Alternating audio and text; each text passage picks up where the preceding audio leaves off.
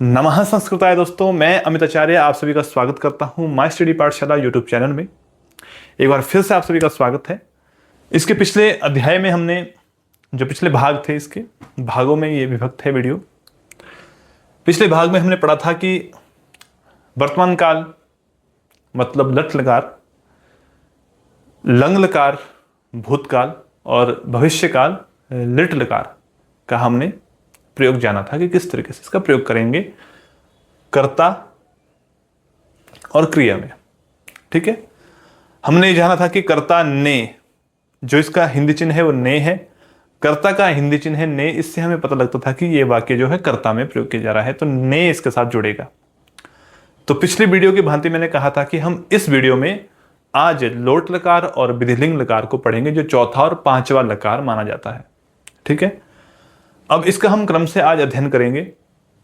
जो पठ धातु का जो लोट लकार है, ठीक है, यह आज्ञार्थक और प्रार्थना के विषय में प्रयोग किया जाता है। ठीक है, आज्ञार्थक, जितने भी आज्ञार्थक इत्यादि शब्द बनते हैं और प्रार्थना इत्यादि जो शब्द बनते हैं, जहां पर प्रार्थना की जाती है कि आप पढ़ें, आप खेलें, आप खाएं, क्या आप खाएंगे, क्या आप पढ़ेंगे, क्या आप जाएंगे, क्या आप यहां पर आएंगे, इस भांति के आज्ञार्थक और प्रार्थनार्थक, आप पढ़ो, तुम सब पढ़ो, वह पढ़ो इत्यादि जो शब्द बनते हैं वो आज्ञार्थक मतलब लोट लकार में बनते हैं। और इसी के भांति विधिलिंग लकार जो होता है उसमें भी आज्ञार्थक और प्रार्थना वाले वाक्य जो है वो प्रयोग किए जाते हैं। ये आप समझे, लोट लकार और विधिलिंग लकार एक समान चलते हैं, बस विधिलिंग में अनुमति इत्यादि कार्य नहीं किए जाते हैं। अनुमति, जैसे अनुमति इत्यादि जो वाक्य बनते हैं उनका प्रयोग विधिलिंग में नहीं किया जाता है। बाकी आज्ञा और प्रार्थना शब्द जो वाक्य बनते हैं आज्ञा और प्रार्थना इत्यादि से, वो विधिलिंग भी ऐसे ही बिल्कुल सेम टू सेम चलते हैं। ठीक है, आप ऐसा फिलहाल समझिए, फिर इसका विशेष आगे हम निचोड़ निकालेंगे। विशेष जब बनेगा, जैसे सेंटेंस आएंगे, वाक्य आएंगे, तो हम उसका क्रम से पढ़ेंगे। ठीक है, अभी फिलहाल आप ये सीखें कि आज्ञार्थक और प्रार्थना इत्यादि जो शब्द बनेंगे, जो वाक्य बनेंगे, उन वाक्यों में लोट लकार और विधिलिंग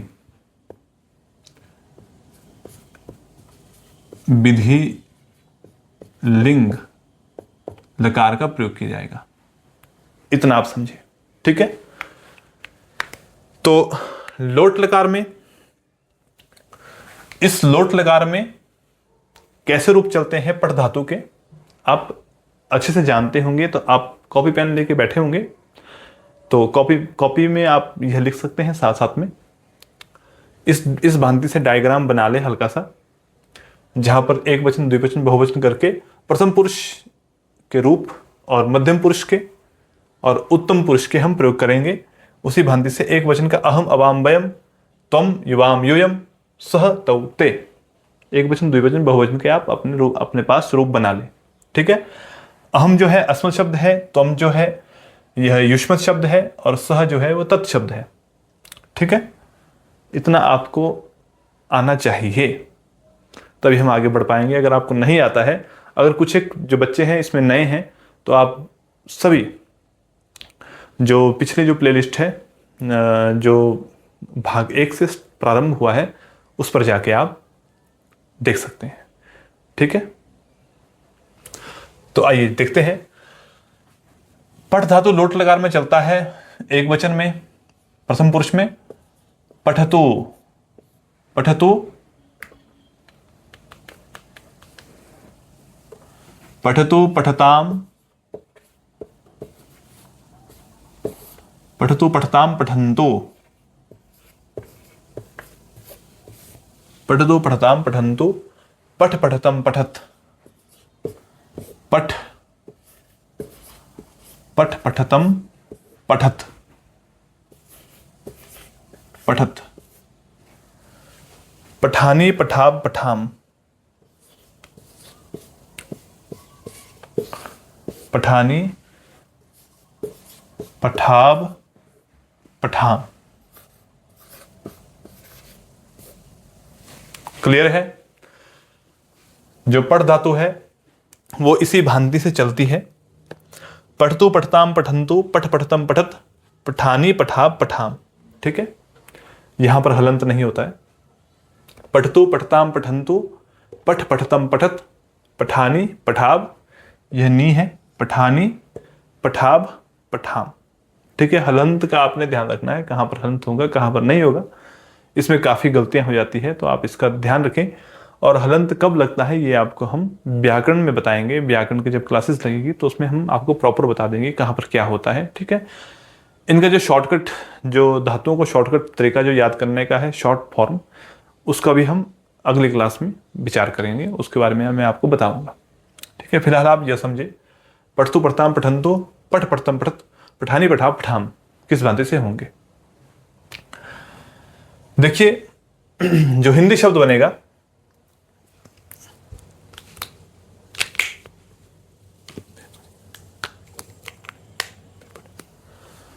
अब आज्ञार्थक और प्रार्थनार्थक रूप चलते हैं। आज्ञा में हम करेंगे, अब तीसरे आदमी के लिए आपको पता है कि सह, तौ, ते इत्यादि चलते हैं। ठीक है, तो यहां पर आएगा वह आज्ञा दे रहे हैं तो पढ़े, वह पढ़े, वह पढ़े। सह पठतु, वह दो पढ़े, वह दो पढ़े। तौ पठताम। ठीक है, प्रथम पुरुष एक वचन का करता है, प्रथम विभक्ति का है, एक वचन का करता है, तो प्रथम पुरुष एक वचन की ही क्रिया का प्रयोग किया जाएगा। द्विवचन का करता है तो द्विवचन की ही क्रिया लगेगी। और यहां पर वे कर सकते हैं, वे दो पढ़े, वे सब पढ़े या वे पढ़े, वे सब पढ़े। ठीक है, ते पठंतु। प्रथम पुरुष बहुवचन का करता है तो प्रथम पुरुष बहुवचन की ही क्रिया का प्रयोग किया गया है, आप इतना जानते हैं। इसी भांति से तुम पढ़े या फिर तू पढ़े, तू पढ़े। ठीक है, तुम दो पढ़े, तुम दो पढ़े, तुम सब पढ़े या फिर तुम पढ़े। ठीक है, तुम सब के लिए भी तुम पढ़े का प्रयोग किया जाता है, तुम पढ़े। ठीक है, तुम पढ़ो, तुम दो पढ़ो, तुम सब पढ़ो। आज्ञार्थक इस भांति से ठीक रहेगा। इसी भांति से मैं पढ़ूं, मैं पढ़ूं, हम दो पढ़े, हम दो पढ़े। इसमें अनुमति लग रही है कि वह पूछ रहा है कि क्या मैं पढ़ूं, एक आज्ञा ले रहा है। ठीक है, मैं पढ़ूं, हम दो पढ़े, हम पढ़े। वयम पठामह, अवाम पठाब, अहम पठानी। मैं पढ़ूं, प्रथम पुरुष एक वचन का करता है, प्रथम विभक्ति में है तो प्रथम पुरुष एक वचन की ही क्रिया लगेगी। द्विवचन का है तो द्विवचन की ही क्रिया लगेगी, बहुवचन का है तो बहुवचन की ही क्रिया लगेगी। यह आपको इतना पता है, बहुत ही आसान हो चुका है संस्कृत व्याकरण आपके लिए इस समय। मुझे लगता है कि आपको यह समझ आ गया है। अगर आपको यह समझ आ गया है तो कहीं का भी रूप होगा, कुछ भी होगा, संस्कृत का लगभग 90% काम हो चुका है। ठीक है, 90% जगह पर यही प्रयोग होगा, यही सिस्टम से चलेगा, यही आपने याद रखना है।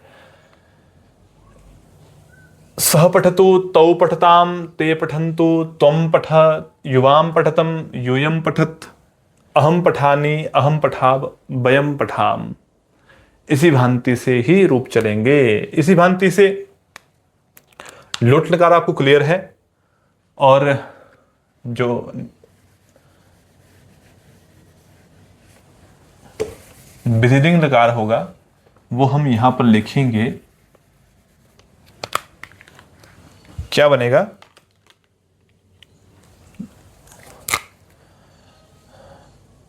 पठेत, पठेत, पठेत पठेताम, पठेत पठेताम पठेयुः, पठेत पठेताम पठेयुः,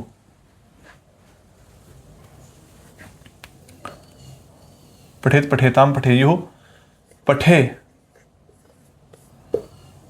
पठेः पठेतम, पठेः पठेतम पठेत, पठेत, ठीक है। पठे पठेतम पठेत, पठेयम,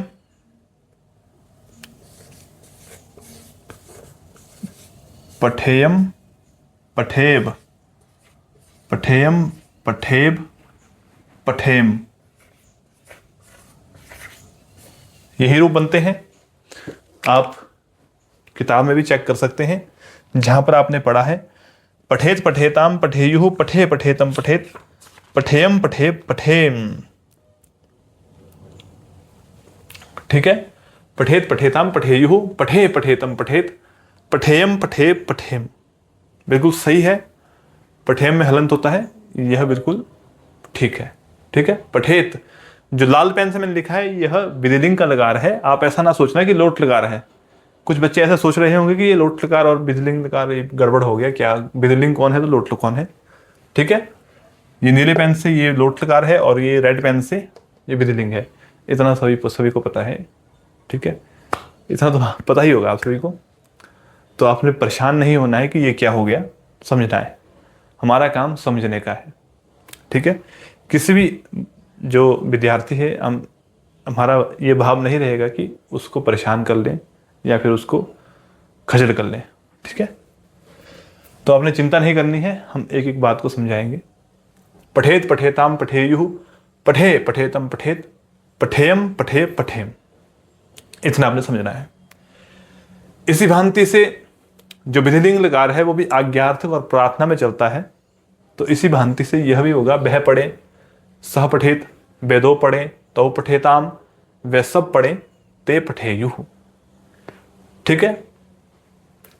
इसी भांति से तू पढ़े, तुम दो पढ़े, तुम पढ़े, तुम पठे, यूयाम पठेतम, यूयम पठेत, ठीक है। इसी भांति से अहम पठेयम, अवाम पठेब, वयम पठेम। तो आप यह समझे, इतना आपको समझा चुका है, मैं जानता हूं।